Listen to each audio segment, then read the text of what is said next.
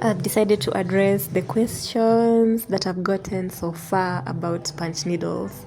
So this is the difference between a big and a small punch needle. This is the big one and this is the small one, and I'm inserting a picture here because the video is not very clear.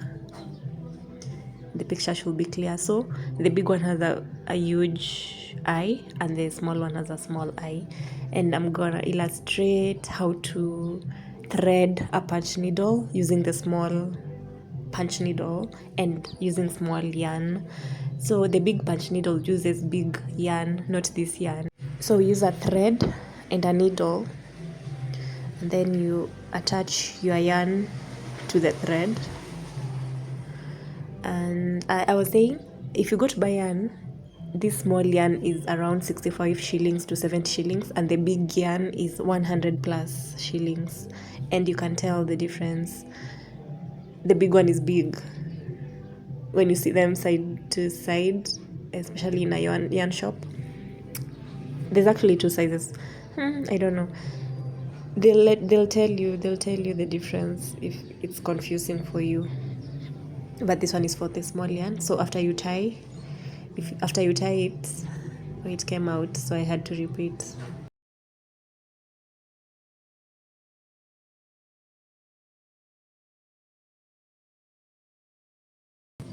You just insert the needle from the back side of the needle. Well, they're both needles, but the small needle that has the thread, I'm gonna repeat, you insert it from the back side, the opening at the back or the other end, and you just assist it to go through, but it shouldn't be difficult. And it's better to use this small needle than the longer one. It's just easier for it to go through the punch needle. Yeah, and then after it comes out the other end, just pull it slowly so that the yarn also follows. And then you can detach it using a scissors. I didn't have a pair of scissors nearby, so I just used my hands. And then before you start punching your base or your sack or whatever you're using to make the punch needle, insert the thread inside the eye of the needle. It is not confusing at all. Once the thread has passed through, you will insert the thread into the eye of the needle from that side, the side where the thread is. You'll just insert it, because without inserting it, you won't be able to make your hoops. Yeah, so when you are at that stage, it is ready. It is ready, and you are ready to start making your punch needle mat. So what you need to do is find a good. It's been difficult for me to find a good base. This sack does. I mean, it works, but I usually feel like it's not as strong as it should be. I don't know, but it works. They're very normal carrier bags, these ones. And then, yeah, after you've done your first punch, don't forget to tie. This is gonna be the back area, by the way. It doesn't matter. It won't look unneat because it's the back side. It's not gonna be seen. You're not gonna be seeing it. So don't forget to tie that thread at the back when you punch your first punch.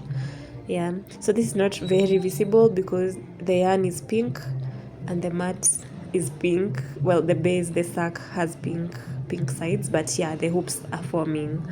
I'm gonna try to zoom in at some point so that they're a bit visible, but that's the process. Basically, that's how you thread the needle.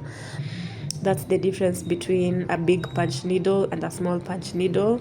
And this yarn that I'm using is for small punch needles. To use the big punch needle, you're gonna need big yarn. Yes, but all in all, that's the process. It's not difficult at all.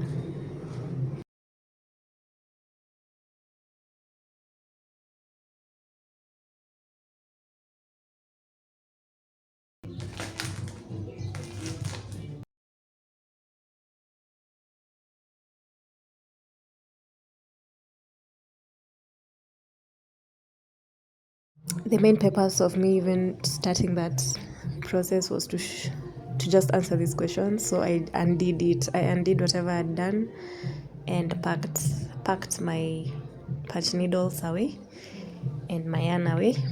And thank you for listening and watching. See you on the next one.